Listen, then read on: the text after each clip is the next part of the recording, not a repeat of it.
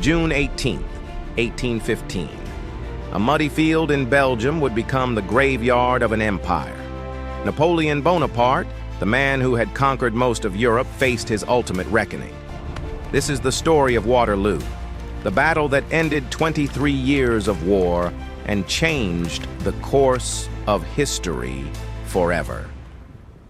After his escape from exile in Elba, Napoleon returned to France in March 1815, reclaiming his throne in just 100 days.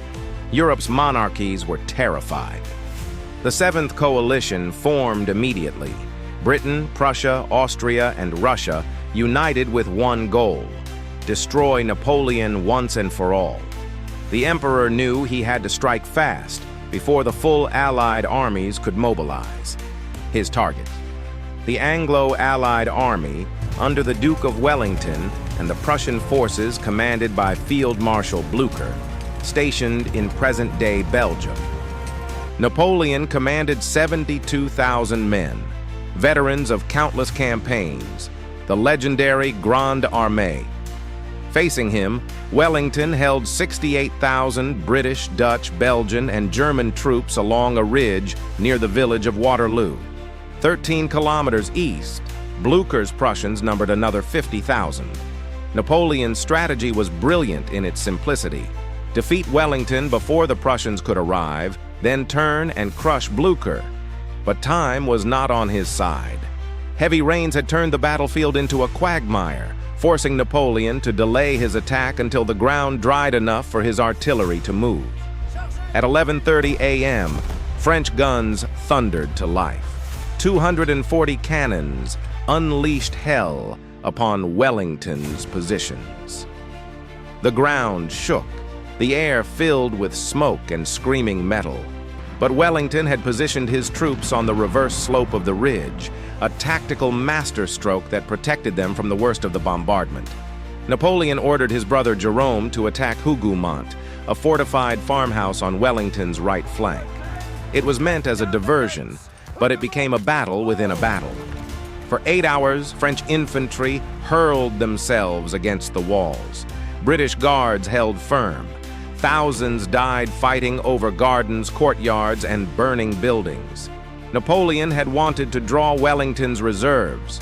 Instead, he bled his own forces dry.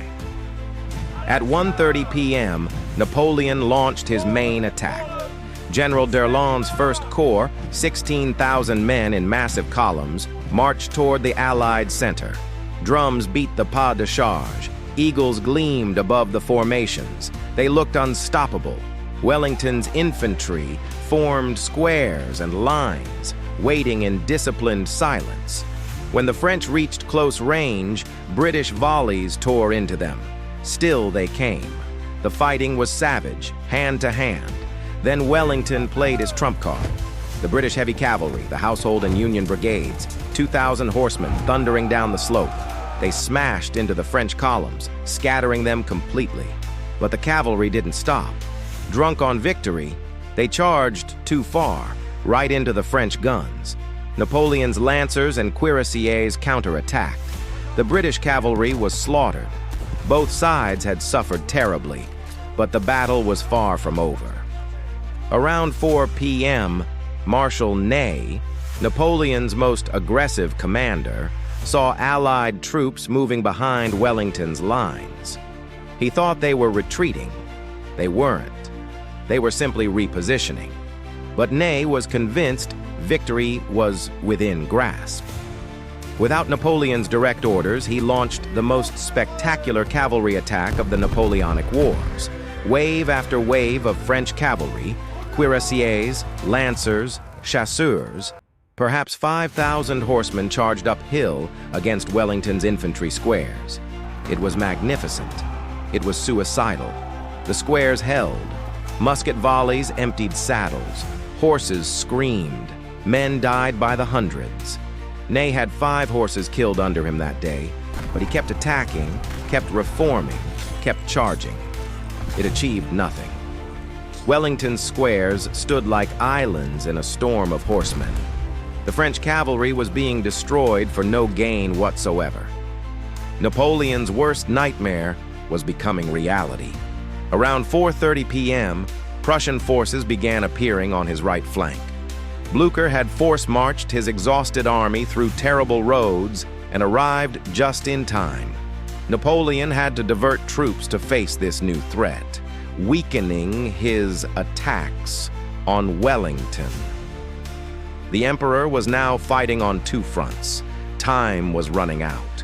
In desperation, Napoleon committed his last reserve, the Imperial Guard.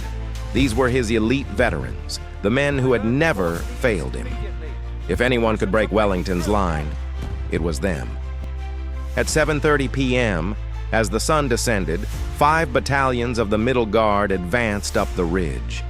11,000 of Napoleon's finest troops followed. The Imperial Guard marched in perfect formation, drums beating under heavy artillery fire. Nothing stopped them. They reached the crest of the ridge. Wellington's guards were waiting, lying concealed in the tall wheat.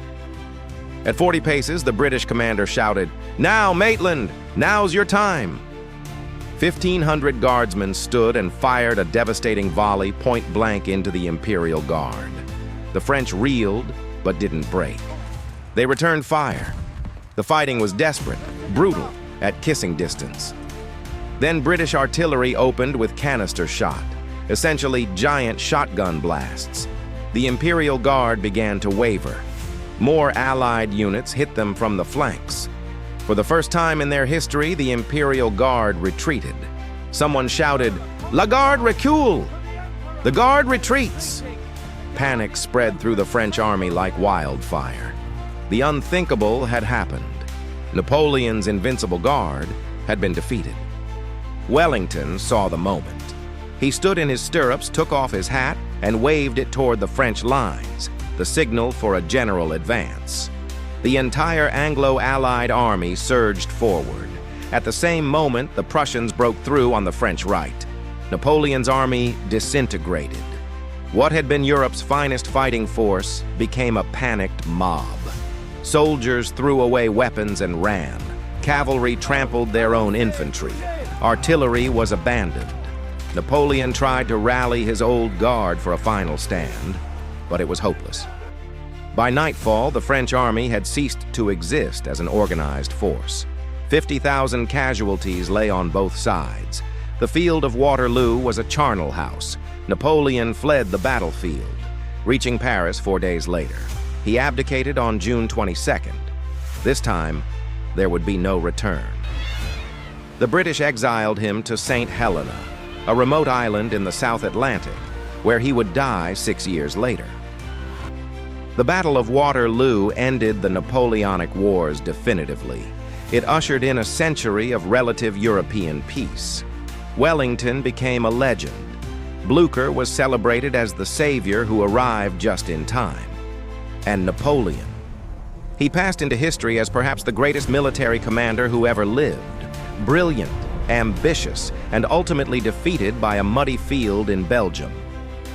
If you enjoyed witnessing Napoleon's final stand at Waterloo, you're going to love what's coming next.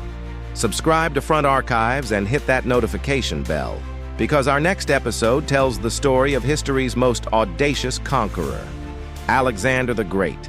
From Greece to India in 10 years, 22,000 miles, 3 continents, dozens of battles, never defeated. One man who changed the ancient world forever. You won't want to miss it. See you on the front lines. History does not end. Neither does the archive. Subscribe to Front Archives and keep history alive.